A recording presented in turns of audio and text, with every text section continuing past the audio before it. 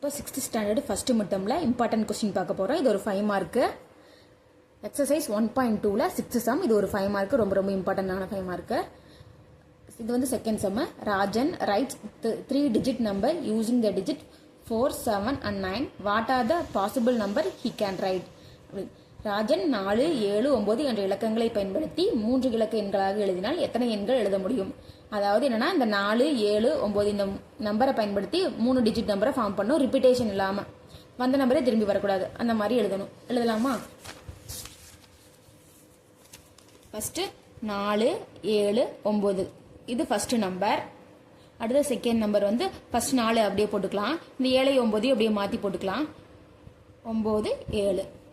அடுத்து third number வந்து first இங்கே 4 வந்துச்சு, அதுக்கப்புறம் இப்போ 7 வந்த மாதிரி எழுதிக்கலாம்.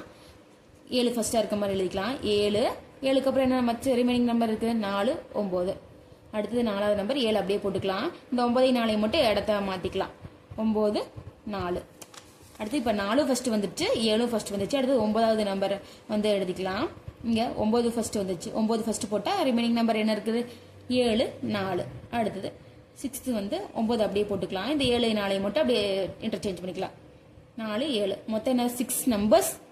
6 நம்பர் எழுத முடியும். 6 நம்பர்ஸ் தான் எழுத முடியும். 6 நம்பர் எழுத முடியும். இது ஈஸியான மெத்தடில் சால்வ்னா மொத்தம் 3 டிஜிட் சொல்லியிருக்கிறாங்கன்னு வையேன். அப்போ 3 × 2 × 1. இப்போ 3 2 6, 6 × 1 6. இப்படி தான் ஈஸியாக கண்டுபிடிச்சிடலாம். இந்த மாதிரி போட்டு எழுதி பார்க்காம ஈஸியாக கண்டுபிடிச்சிக்கலாம். இந்த மாதிரி மோர் வீடியோஸ் பார்க்க என்னோட சேனலை சப்ஸ்கிரைப் பண்ணிக்கோங்க. தேங்க்யூ ஃபார் வாட்சிங்.